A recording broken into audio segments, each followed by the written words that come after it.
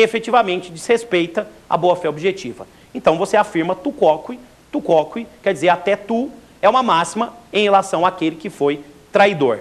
No Brasil, aliás, é muito comum, principalmente quando se fala em relação de consumo, que uma das partes, geralmente a parte mais forte da relação, desrespeite as justas expectativas que foram depositadas pela outra parte, né? Cito aí a hipótese de uma empresa de plano de saúde, que sem qualquer motivo nega a internação. Então, você afirma a máxima tu quoque contra essa empresa que quebrou as justas expectativas. A máxima tu quoque acaba representando também uma conclusão de que uma parte não pode surpreender a outra quanto ao conteúdo do contrato. É a vedação da chamada surpresa que nós temos dentro da realidade do direito negocial e contratual. Excelente pergunta, cuidado com essa máxima tu quoque. Bom, vimos essa pergunta, vamos para a próxima pergunta, formulada aqui por um dos nossos alunos. Professor, o que é o venire contra factum proprium? O que é venire contra factum proprium, né? Vimos isso na nossa exposição. Venire contra factum proprium é a vedação do comportamento contraditório. Aliás, a máxima é venire contra factum proprium non potest. Traduzindo, ir contra um ato próprio não é permitido. Como disse aqui, aprofundando, essa máxima vem da chamada teoria dos atos próprios, muito desenvolvida na Europa, citando aí, por exemplo, na Espanha, o Dias Picasso, que fez um trabalho, um desenvolvimento interessante a respeito da teoria dos atos próprios, né? Existe aí um enunciado aprovado de Jornada de Direito Civil, o 362, que diz que, pela tutela da confiança retirada da boa-fé objetiva, veda-se o comportamento contraditório. Além daquela ilustração que eu mostrei para vocês, eu vou procurar aqui trazer um outro exemplo de venire contra factum próprio da jurisprudência num julgado do TJ de São Paulo. O que aconteceu nesse julgado? Uma empresa de cartão de crédito vinha aceitando reiteradamente, dando recibo, né, o pagamento parcial da dívida por parte do consumidor. Vinha ela aceitando reiteradamente o pagamento parcial, dando recibo e declarando expressamente que aceitava o pagamento parcial. Porém, em um determinado momento, a empresa de cartão de crédito afirmou que não aceitaria mais o pagamento parcial da dívida e que só aceitaria o pagamento integral.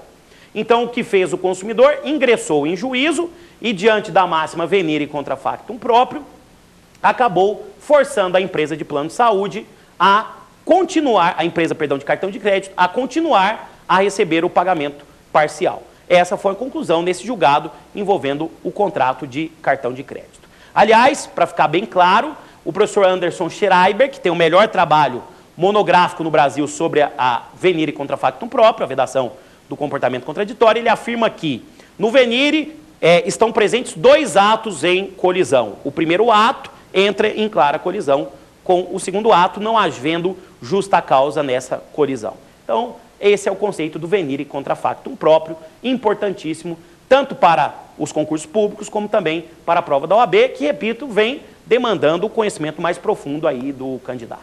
Bom, vimos essa pergunta, vamos à nossa quarta pergunta formulada por um dos nossos alunos.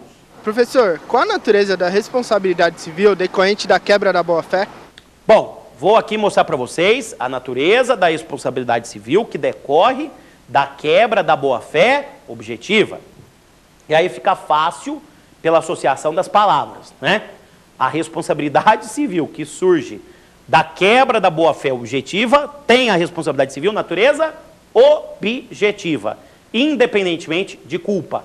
Essa foi uma evolução do tema. O direito civil se soltou do chamado modelo culposo e evoluiu para o modelo objetivo sem culpa. Nesse modelo objetivo basta provar o quê?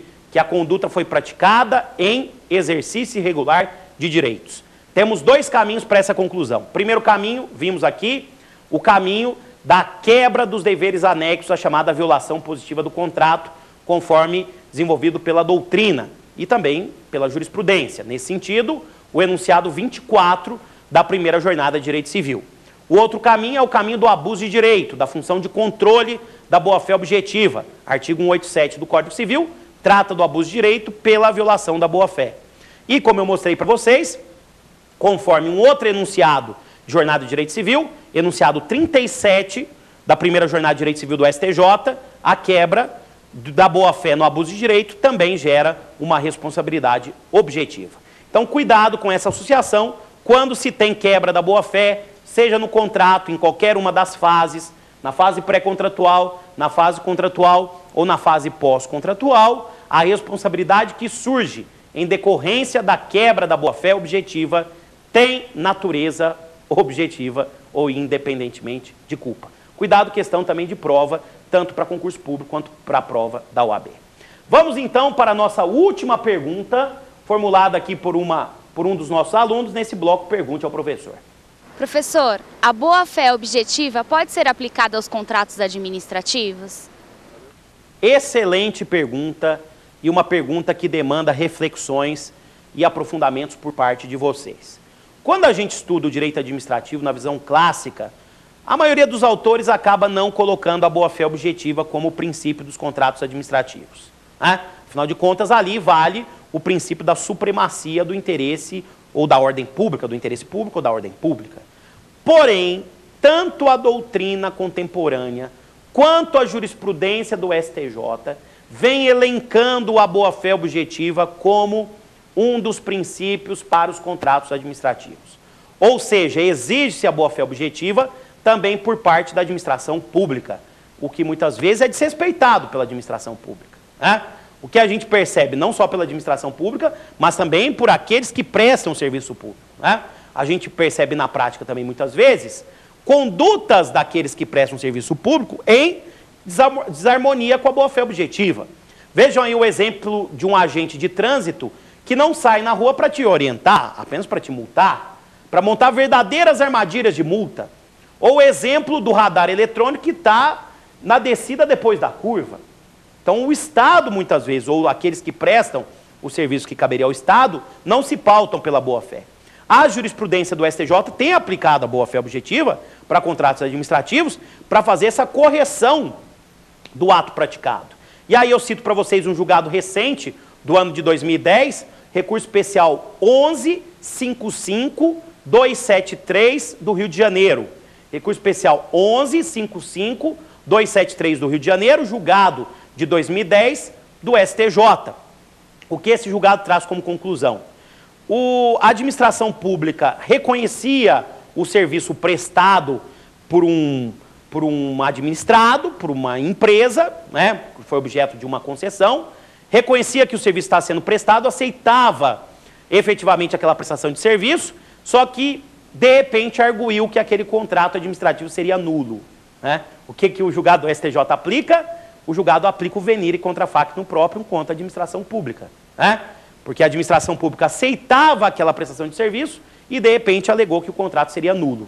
Houve aí a arguição do venire contra factum próprio. Percebam que os conceitos que mencionei aqui da boa-fé objetiva, os conceitos do venire, do tuquoque, da suprécio e da surrécio, têm aplicação também contra a administração pública. Em sede de direito comparado, juristas portugueses falam da chamada fuga para o direito privado. A professora Maria João Estorninho, né? Professor Vasco Pereira da Silva, professores de Lisboa, por exemplo, apontam que o direito administrativo deve caminhar também para a aplicação de princípios do direito privado, a chamada fuga para o direito privado.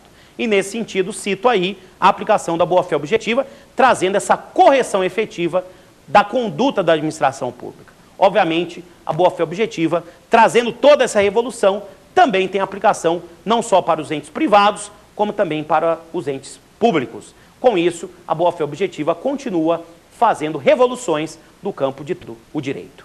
Como afirma o professor Ovidio Batista, a boa-fé objetiva é o verdadeiro oxigênio do direito, das condutas justas que se esperam no ordenamento jurídico e na realidade jurídica nacional.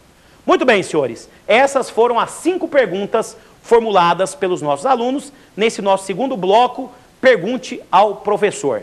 Voltamos já com o nosso último e terceiro bloco, o X da questão, com a análise de questões recentes de provas a respeito desse tema importantíssimo, que é o tema da boa-fé objetiva. Voltamos já com o X da questão.